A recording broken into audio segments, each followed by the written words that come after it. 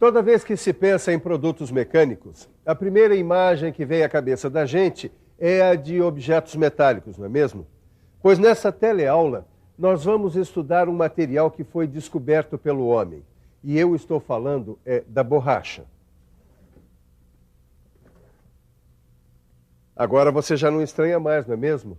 É só nos lembrarmos do anel de vedação da panela de pressão, do pneu do automóvel, do desentupidor de pia. E essa daqui? Essa daqui você já conhece. Essa nos acompanha desde quando éramos desse tamanho até agora, quando fazemos o Telecurso 2000. Essa é uma velha companheira. Na teleaula de hoje a gente vai estudar a história da borracha. Você vai conhecer a estrutura química e as propriedades da borracha. Vai acompanhar o processo de fabricação deste material e saber como se multiplicou a sua aplicação para atender às necessidades da vida moderna. Você vai saber também por que a borracha é um material importante no dia a dia. É bom prestar atenção para depois não ficar gastando borracha no seu livro de estudos. Edgar, é muito difícil encontrar uma máquina hoje em dia que não tem uma peça de borracha, né, neguinho? Isso. Pra todo lugar que a gente olha, tá bem ali, bem embaixo do nosso nariz, algum produto feito de borracha. O pneu do nosso kart, por exemplo. Ó, essa mangueira que vai servir para conduzir o combustível. E você sabe do que são feitas as correias, os acoplamentos, os tubos, guarnições. Isso, de borracha. Poxa, o nosso kart vai ficar macio e silencioso. Ai, não vejo a hora dele ficar pronto pra gente participar da nossa primeira competição. Ai, nem eu já imaginou. Mas a gente ainda tem muito chão pela frente, Neuza. A gente ainda vai ter que pesquisar um bocado. Ó, a tarefa de hoje é decifrar esse material, certo? Saber como se fabrica e conhecer as suas resistências aos impactos de uma corrida. Principalmente se o Edgar estiver ao volante. Edgar, é brincadeira. Você tem razão. Pra falar a verdade, eu não sei como a borracha foi descoberta e nem como começou a sua utilização pelo homem. E quando a gente não sabe... pesquisa! Isso, e pesquisando, a gente vai descobrir como se deu o desenvolvimento desse produto no passado e quais as suas perspectivas para o futuro. Peraí, Edgar, não avança o sinal. Primeiro a gente precisa saber um pouco de história. Você já reparou como os produtos da borracha desempenham várias funções nas máquinas e equipamentos ao redor da gente? Muitos objetos, como por exemplo, a luva cirúrgica, o pneu, o calçado, devem a sua existência às propriedades físicas e químicas da borracha. Mas afinal de contas, o que é a borracha? A borracha é um material de origem vegetal que se obtém da seiva de uma árvore chamada cientificamente de Hevea brasiliensis. Essa árvore é nativa das florestas tropicais, conhecida popularmente como seringueira, encontrada em estado selvagem na região amazônica.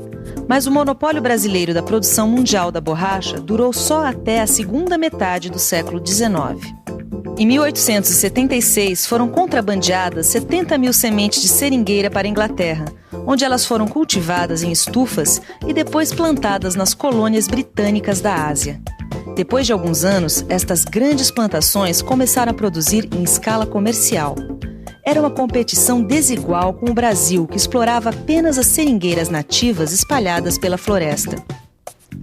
Embora tenha sido sempre utilizada pelos índios da América do Sul na vedação de canoas, na impermeabilização de objetos e na confecção de bolas para lazer, a borracha só foi descoberta pelos europeus em 1736. Mas essa descoberta foi considerada de pouco valor, porque a borracha tinha dois inconvenientes. Quando era aquecida, ela se tornava mole e pegajosa, e fria, ela ficava dura e quebradiça. Por isso, a única utilização que os europeus acharam para a borracha foi a de substituir o miolo de pão que servia para apagar os traços feitos a lápis. Sempre que dá, eu aproveito o intervalo do almoço para ler um pouco. Gosto de ler sobre a vida dos grandes cientistas, homens que passaram a vida pesquisando. Também pudera, né, Silva? Você está cercado pelo fruto desse trabalho. Sabe, Titão, o que me deixou admirado? É como os grandes cientistas, às vezes, receberam um empurrãozinho assim da sorte até chegarem às suas grandes descobertas. Foi o caso da borracha. Ela só adquiriu inúmeras aplicações depois que se descobriu por um golpe de sorte, uma maneira de torná-la menos rígida e quebradiça. Isso aconteceu em 1839. E o cientista foi esse aqui. Charles Goodyear vinha experimentando adicionar outros elementos à borracha. Um dia, depois de ter feito uma mistura com enxofre, sem querer deixou cair um pouco sobre a chapa quente do fogão. O composto pegou fogo e começou a soltar muita fumaça. Goodyear atirou a mistura pela janela. E não é que no dia seguinte ele teve uma surpresa? A borracha estava flexível. Pois foi assim, seu Tito, que num golpe de sorte, Charles Goodyear descobriu a vulcanização. Quer dizer que ele jogou a mistura pela janela e acertou foi na mosca. Acertou em cheio. A vulcanização abriu o caminho para o uso de aceleradores e de agentes antioxidantes para melhorar a qualidade, as propriedades da borracha natural. Bom, mas isso é uma história que fica para daqui a pouco. Agora você vai ver que há borrachas e borrachas. Vamos checar se a pesquisa sobre o processo de coleta e fabricação da borracha está completa. Deixa comigo. A borracha é obtida do látex, que é uma emulsão natural retirada por meio de um corte oblíquo na casca da seringueira. O látex é recolhido, coado e derramado em tanques. Nesses tanques é adicionado o ácido acético. É assim que se obtém uma massa esponjosa que, em seguida, é laminada entre dois cilindros que giram com velocidades iguais debaixo d'água. As folhas de borracha que saem da laminação se transformam depois no material que é chamado de borracha crepe. Este material precisa ser defumado para evitar a fermentação e o mofo. Depois, essas lâminas são prensadas em grandes blocos e enviadas às indústrias para se transformarem finalmente em produtos acabados, como é o caso dessa bola aqui. Ficou faltando saber uma coisa: qual é a fórmula da borracha? É um hidrocarboneto, produto da polimerização do isopreno. Eu explico melhor. A sua fórmula é C5H8. A representação da sua estrutura é essa aqui: 5 átomos de carbono, 8 átomos de hidrogênio ligados dessa maneira. A professora já me disse que a principal propriedade da borracha é a resistência. Ela resiste à abrasão, à passagem da corrente elétrica, ao choque mecânico, à tração, à fadiga, à flexão, à ruptura. Resiste também aos óleos, aos elementos graxos e aos ácidos fortes. Agora, será que a borracha se altera na presença da luz e do calor? Sim, algumas propriedades da borracha são prejudicadas pela ação da luz e do calor. Você sabia que esta câmara de ar não é feita totalmente de borracha pura? É apenas 90%. E este pneu aqui é apenas 60%. E este solado de calçado é apenas 30%. A outra parte dessa mistura é feita de borracha sintética. Você deve estar se perguntando: borracha sintética? Por quê? Para quê? Neuza, por que as borrachas sintéticas foram criadas? Você tá me testando, neguinho? Eu digo, hein? Bom, primeiro para se obter um material que aprimorasse a borracha natural. E segundo, para afastar as incertezas da capacidade do mercado fornecedor. Acertei? Muito bem, Branquinha. Agora, os países que mais se desenvolveram nessas pesquisas foram os Estados Unidos e a Alemanha. Ué, por que esses dois países? Neuza, ó. A Alemanha se preparava para a guerra. E os Estados Unidos perceberam que um possível conflito ameaçaria a distribuição da borracha que estava concentrada no Sudeste Asiático. Então foi uma corrida. É, e os alemães saíram na frente. Em 1931, eles desenvolveram uma borracha que ficou conhecida como Buna S, que é um copolímero estireno butadieno, e uma outra denominada de Buna N, que também é um copolímero.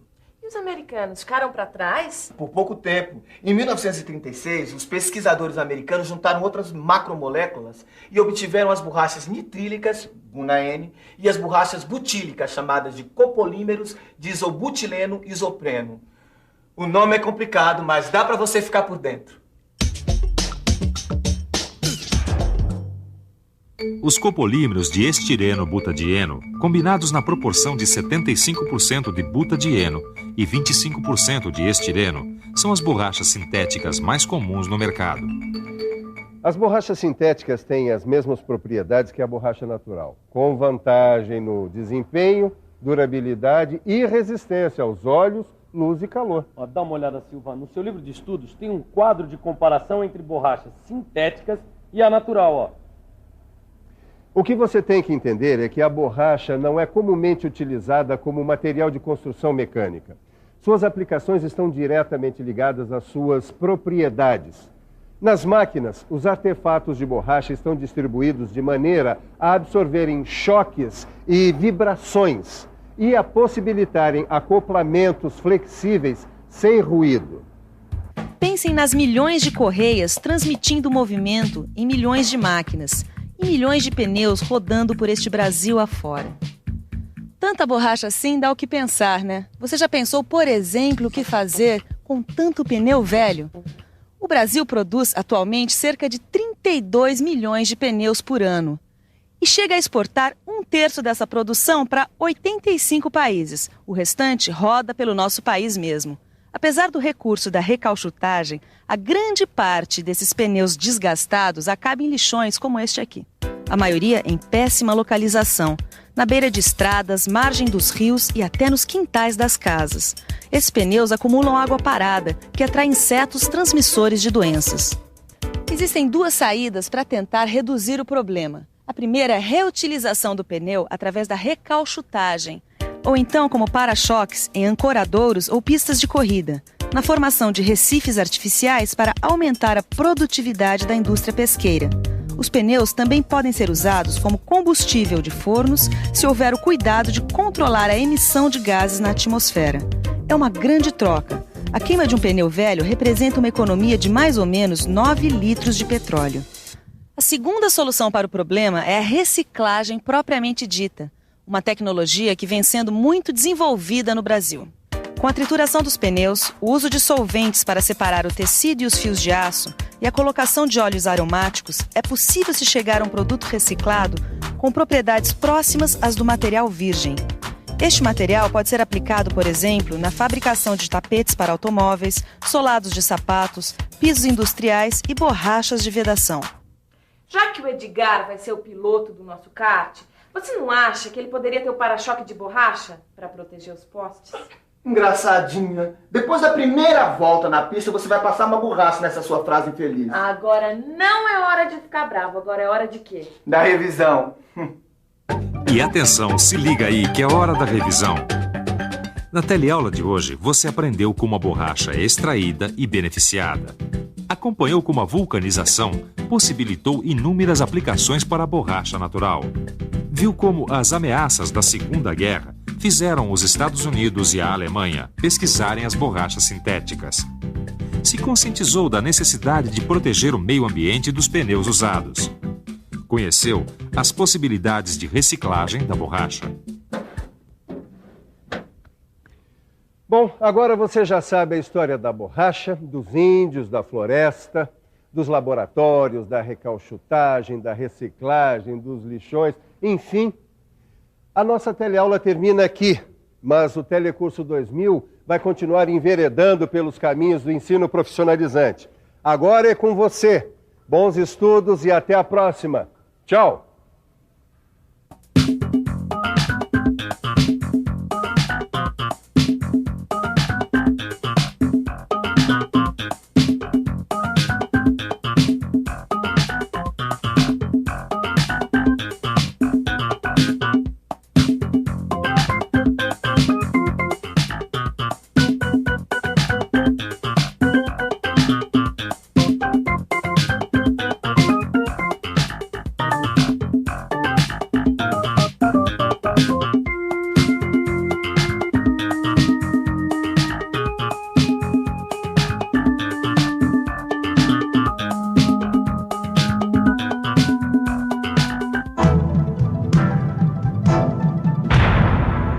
Telecurso 2000, um programa de educação do Sistema Fiesp e da Fundação Roberto Marinho.